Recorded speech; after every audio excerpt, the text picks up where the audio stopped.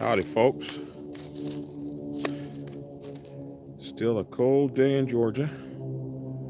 It's sun's out, so it's better than it was this morning, but it is still chilly, and it's going to be freezing tonight. Hello, all. I'm Black Dragon. Welcome to my YouTube channel, Black Dragon Biker TV. And as always, we'd like to thank you all for tuning in from no matter wherever it is in the world that you happen to be. I see you, Evil Kokorski. I see you, Mike Scott over there in the UK. Good to have you guys on from all over the world. Appreciate you. Just feels great having everyone. Evil Kokorski, man, I just ran into an old video today that reminded me of you because you're the one that started that video. What is a 50-50 MC? Do you remember that video? Boy, did we laugh hard on that video. What is a 50-50 MC? Boy, that was funny. And I just saw that video again today, and I laughed about 1,000 times, man. It was just like seeing it all over again. Now, you guys haven't seen What is a 50-50 MC?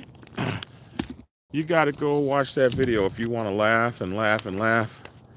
Some old boy wanted to start well, I'm not even going to ruin the video for you. I'll let you just go see it. Hello to Mississippi. What's up, everybody? It's good to have you on. So, this new camera I got is really cool, except for it does this automatic focus stuff, and it's always out of focus. I haven't figured out how to turn it off yet. I don't know if that happens. Evil says you got to watch. It's called WTF is a 50-50 MC. That's what it's called. So go see that if you want a real laugh. Today's letter comes from one of my readers, one of my subscribers, Fred Jr. And he wrote it as a message to me back, I think it was December the 19th. So I apologize for just now getting to it. But somebody said, missed you at the PROC. I didn't go to the PROC this year. I'm not an invited speaker anymore, so I don't go there. But maybe one day they'll have me back again. So, and that would be cool. I always give the PROC just mad props because they are the ones really that kind of started me off on this journey. That was the first foreign speaking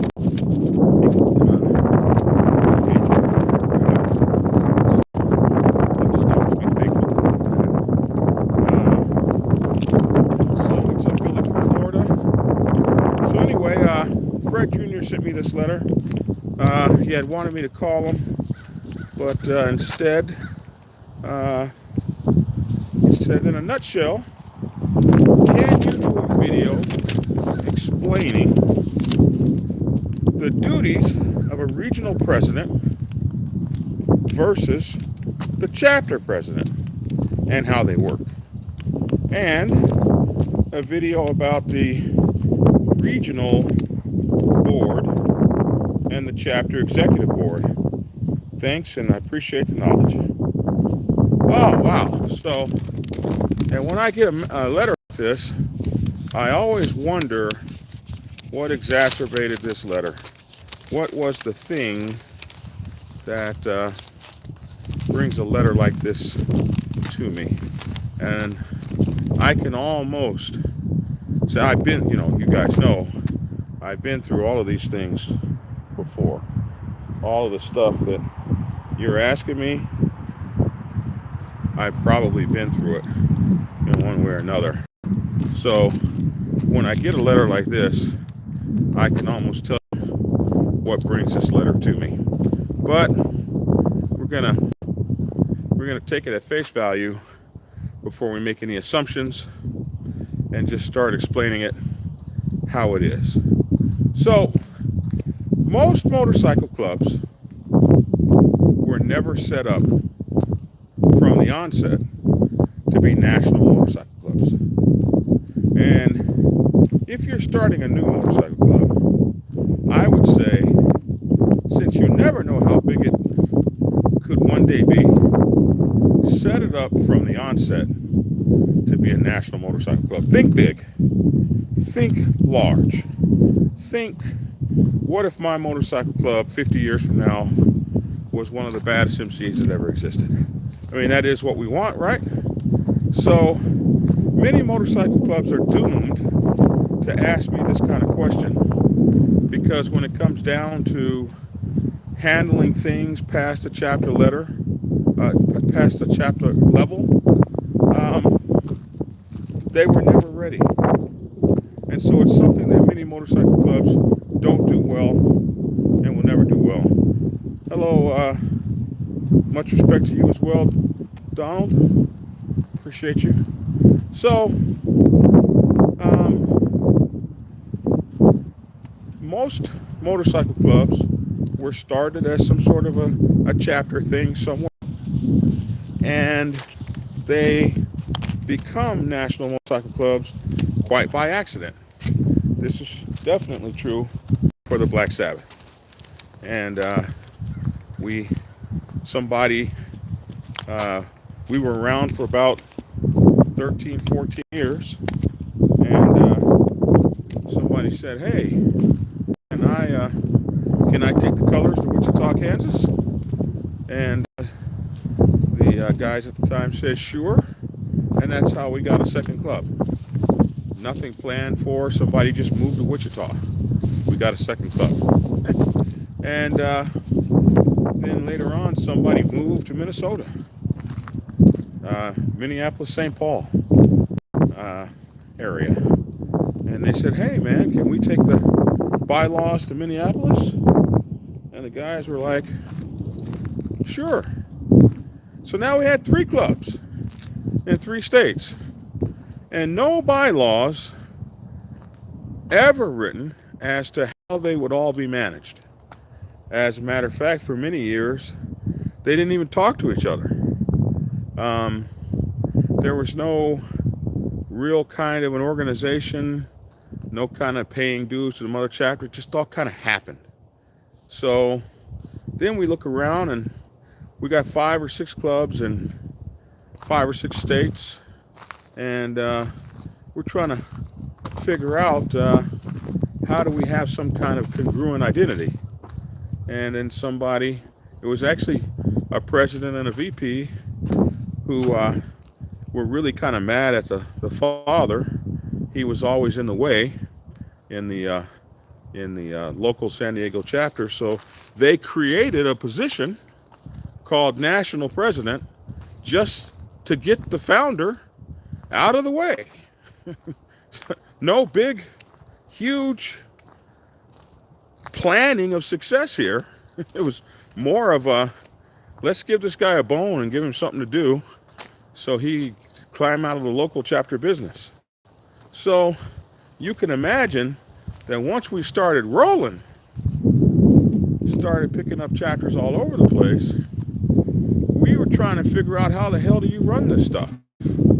And for the most part, we had no clue. So now you have to start, hello Illinois, it's balmy 2 degrees. Ooh. So now we got to figure out, and a lot of the stuff I did in the beginning was just go to other motorcycle club nations. How do you guys do this? Talk to national presidents that I trusted to try to get a handle on some of the stuff, because we never really had a good template, as it were. And so I can imagine that many motorcycle clubs have had that issue. You look around and you're this big old thing, this monolith, and you never planned for that kind of success. and success that's not planned for can get unwieldy and can get out of your hands. What's up, Mr. Perfect? What's up, OSF? Hello from, did that say Dubai? Indiana. Hello, Indiana. So it's kind of interesting that I would get this question. So first of all, what is a regional president? A regional president uh, is a president who, in a 99% club or a traditional MC, is a person who is in charge of heading up a region. So in the Black Sabbath, we got three regions. We got East Coast, Mid-Central, East Coast USA, Mid-Central USA, and West Coast USA. So you could have a lot more regions than that. You could have east of the Mississippi, west of the Mississippi, or the Great Lakes region, whatever your region is, however it's all designed. And that person is required to basically head up that region. And so there comes a lot of questions with what exactly are his duties. Hello, Chris Eckert. Happy New Year to you up there in Ontario, Canada.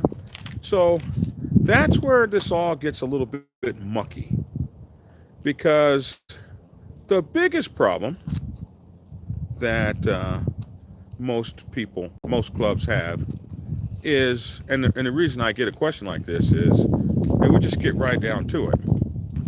Why is the regional messing around in chapter business? Because normally when a chapter president asks me that, he's trying to get clarification so he can step in the ass of his regional president and say, back off. And so a lot of clubs that don't have bylaws that address this, because they were never designed to be successful national clubs, they just kind of happened. So you see other clubs walk around, you see a guy with a regional president patch on, and your club feels like, oh, we need a regional president.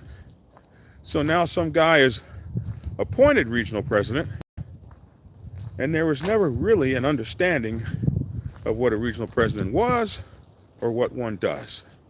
So now you got a guy with this big patch on, and he needs something to do.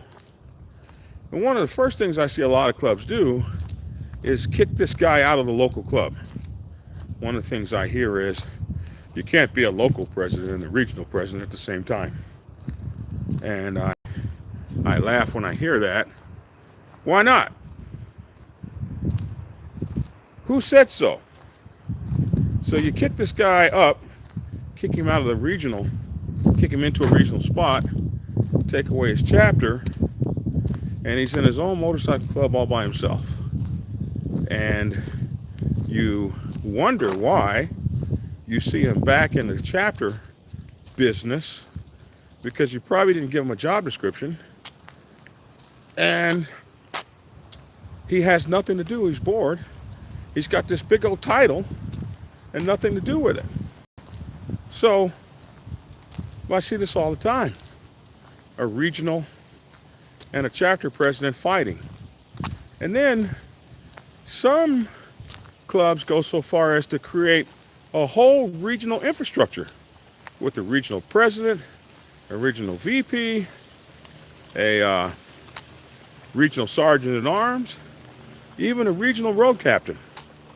So, and it's kind of cool when one will be in Florida, one will live in Atlanta, one will live in Ohio, and one will live in New York. So they don't have a chance of riding together.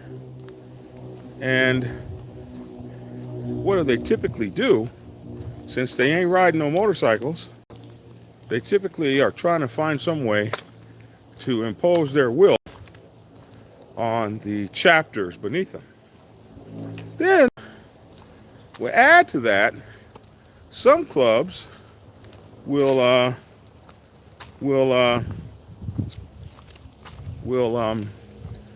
appoint those guys. It's really kind of cool.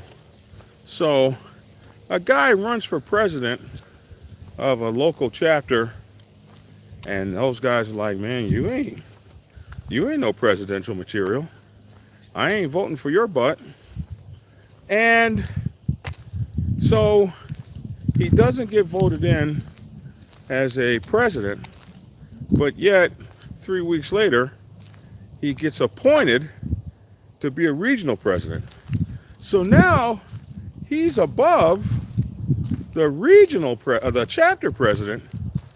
All of a sudden, he never could get voted in, but 2 weeks later, he's regional vice president over a chapter that had better sense than to vote him in as a president ever. And so here he is, vindictive and pissed off and mad over your chapter. So it can get kind of crazy. So one thing we want to talk about is what a regional should be focusing on. In my humble opinion, after running a national motorcycle club for 8 years, regionals should be focusing on regional things, and not on things at a chapter level. They should be focusing on recruiting, bringing in more clubs, establishing alliances, working on regional issues between our club and other clubs, making sure that we have strong friendships and they have an ear to the ground to know what's going on, who's warring with who's fighting with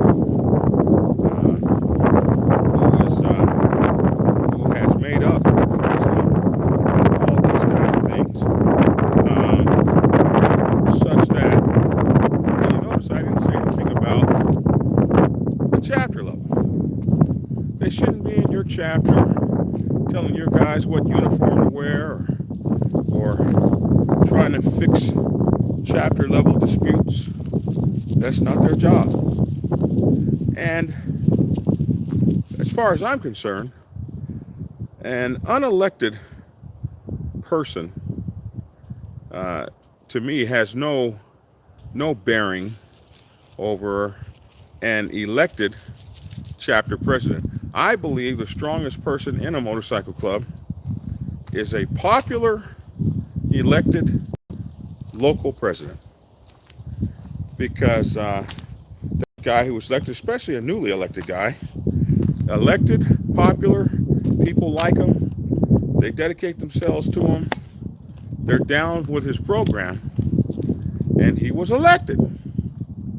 So I think that's important distinction, because a regional person coming to my chapter when I'm a president telling me what I'm going to do in my chapter will get cussed out and sent down the road and maybe get his patches taken.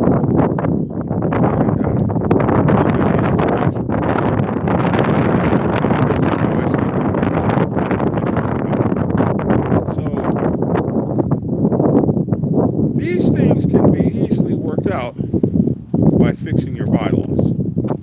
These things, what are their positions and what are their job descriptions? And so many bylaws lack job descriptions. Like, what is a person's duties?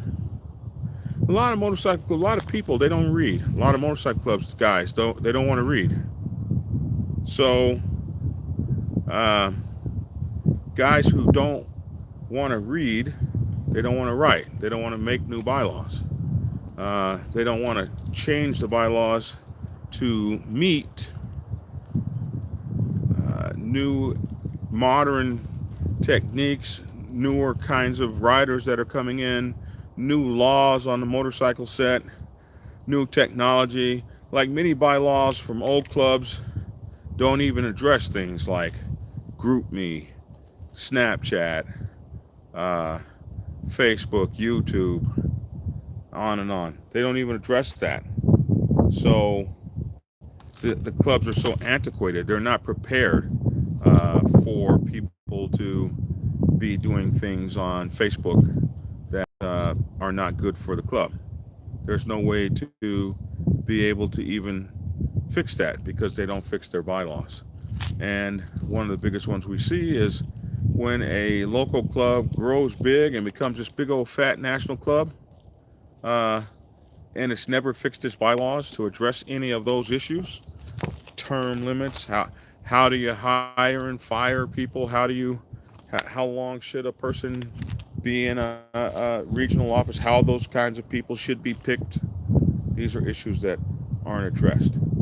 So, in my opinion, a regional president's job is to handle things to make a region efficient for the clubs that are in it. And no time should he be in a chapter issue unless a member inside a local chapter feels as though he needs to use the chain of command to get an issue heard or addressed that's above the president's level. And then there should be a recourse by which you can do that in your bylaws.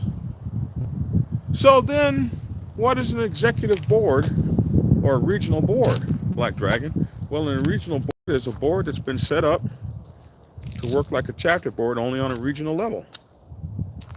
And again, so many times we see so many of them really try to be an extension of the local motorcycle club. And that's not what we need.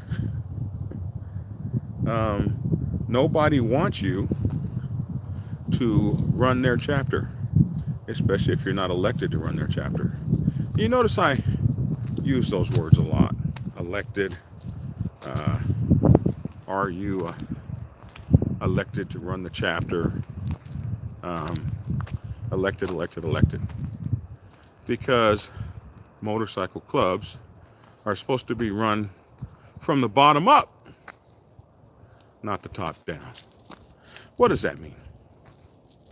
That means that in church, someone will propose a resolution.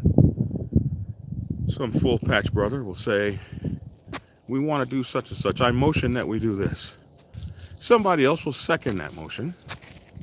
And that motion is now brought to the floor, put on the table. And the club has so much time to move on that motion.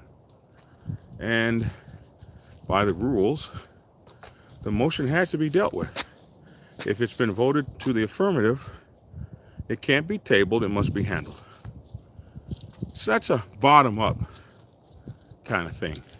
The president and the officers use their powers of office to make those motions happen.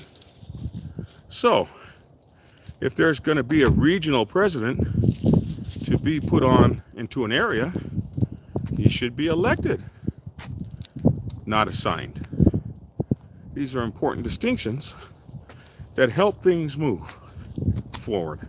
Elected people move a club in a positive direction because elected people are accountable to the electorate. And assigned people are accountable to the assigner. Well, that's how you get the, what do we call them? The little kingdoms or fiefdoms or dictatorships in the club. That always comes from some guy who's appointing folks, sticking folks in places, and now these folks are holding him. They carry out his agenda. Kind of ugly, but it happens in clubs. So, the difference, or the question that you've asked me, the difference between a regional and a chapter level president is that a chapter level president is the leader of the chapter, and he handles everything inside that chapter, everything inside his area. He represents his chapter and his club. He's face of his club. He's the face of his chapter. No one speaks for his chapter but him. No one makes decisions for his chapter except him and his full patch brothers in his chapter. If he wants you in his meeting, you are welcome. But if he doesn't want you in his meeting, wow. Well, that hurts a lot of egos right there. And the best thing to do is ensure that you have these things worked out in your bylaws so that you don't have to have the pissing contests that go on with the I love me patch that we get on the front of our vests that say, I'm the mighty regional sergeant at arms, and everybody's got to do what I say. That's not really what those positions were developed for. The real purpose of those positions are that each man plays his role for the best interest of the MC. But that I love me patch is amazing. Because when people get it, they change. The power can go to their head and change them. And they stop. You guys have seen them. Some guy that was always for the club until he put that patch on. I remember this one guy had his road captain patch on 8 hours before he took another man's patch. 8 hours. I'm finding you on the road and I'm taking your patch. 8 hours. He had been in the club less than a year. 8 hours with the road captain patch. And now he's taking other people's patches. Y'all need to stop that. It is retarded. But that's how we roll out here in the MC world. So, any questions? Let's see.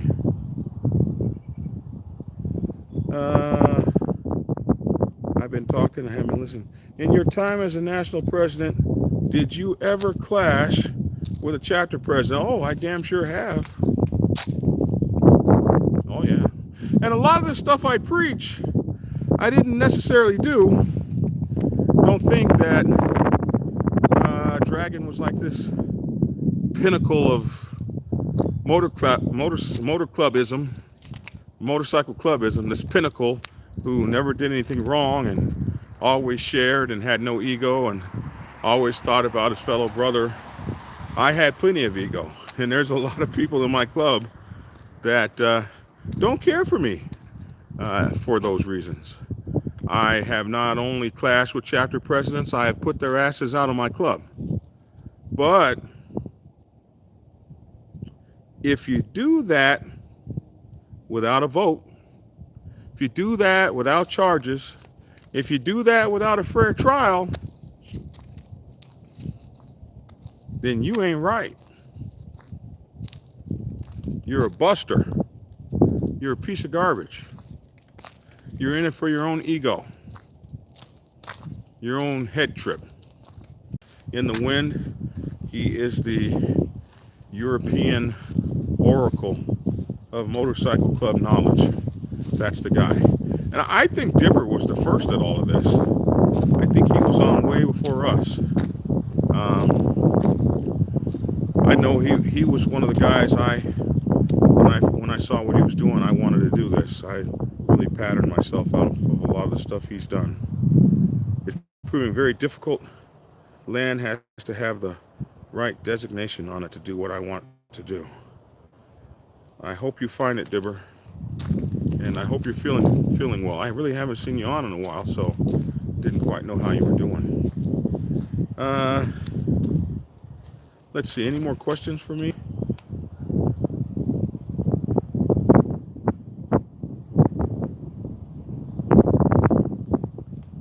Somebody says they're freezing up. I must have gone into a bad spot for a minute. Sorry about that. what I was saying is that you guys need to go check out Dibber's channel if you haven't. Dibber in the Wind, Dibber in the Wind. He is the European oracle of knowledge when it comes to motorcycle clubs over on that side of the pond. I think Dibber was doing this before any of us, certainly before me. He's been at this a long time. So, really good guy over there. Hope you're feeling better, Dibber. Any more questions for me?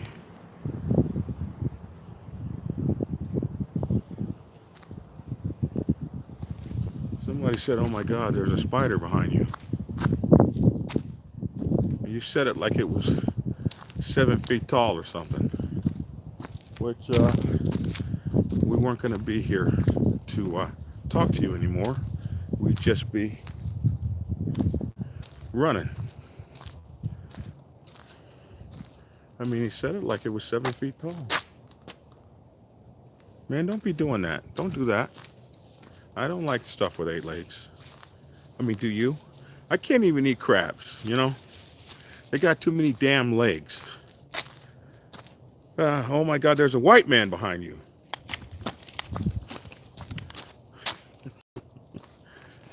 Oh, wow. You guys are funny today. Where's the dog? Oh, the dog's right there. He's just right ahead of me.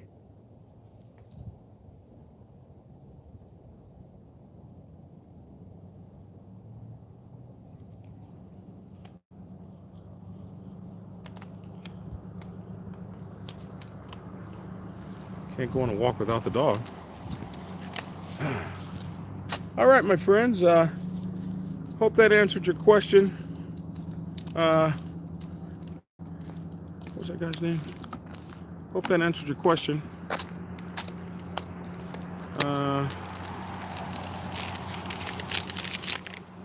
Fred Jr. Hope that answered your question.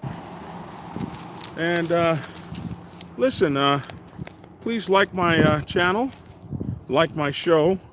If you like these things, they get seen by more people. So like and share it. Yeah, Peanut wants to know if there is any advantage of prospecting into a new chapter as opposed to an established chapter. I think there's advantages and disadvantages.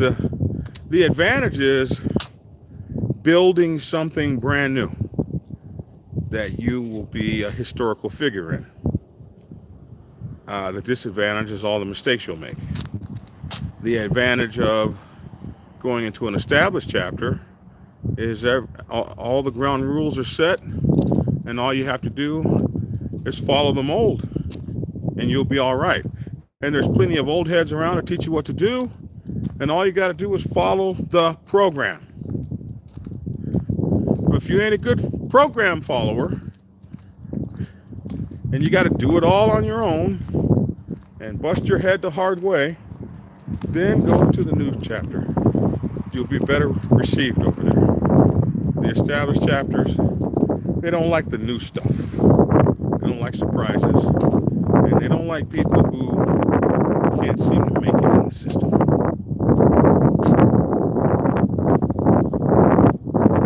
Yes, you still need to send me your number. And Dipper says I'd sooner join the established club than the new chapter. And, I kind of got to, I've done both. I've had to, I joined the Black Sabbath when it was, I don't know, 15, 16 years old or something. And there was just nothing like having all those full-patch brothers. They just was like having a whole bunch of big brothers. And no matter what you did, you were covered, man. Any mistake, any problem, they've already been through it. It's just like having a whole bunch of uncles and older brothers. And they cared about you. That feeling is just wonderful. And then I've started chapters, and you're on your own. You're on your own, baby. And being 2,600 miles from the mother chapter in a new territory. They don't do things the same on West Coast biking the way they do it on East Coast biking. Motorcycle clubs are different triggers that set people off. It's all different. And now you got to be the big brother. It's all on you. So I think I'm kind of with Dibber on that. I'd prefer to be joining the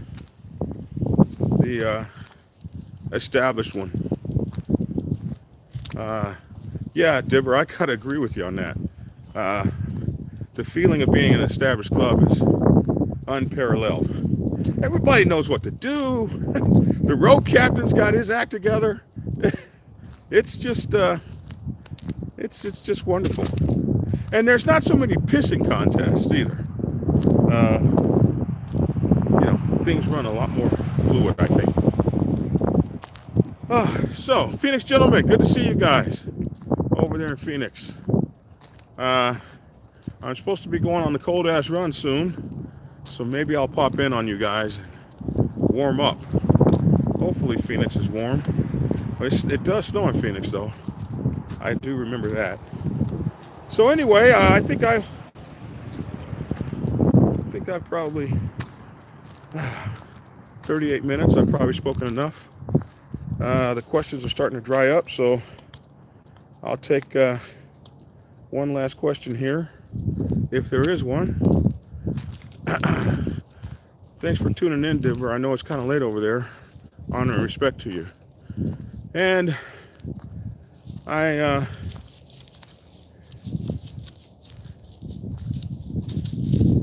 Pina said he's considering joining a national club. Okay. Just bought a V-Strom 1000 a few days ago. V-Strom. That sounds like a nice bike. I don't know who makes that. Trying to get in shape. This is tiring. I have a few of the Phoenix gentlemen on my Facebook page. First gentleman I ever met were the Tennessee gentlemen. And that was really cool. Or maybe it was it was Tennessee gentlemen over in Birmingham. Is Birmingham in Tennessee? Yeah.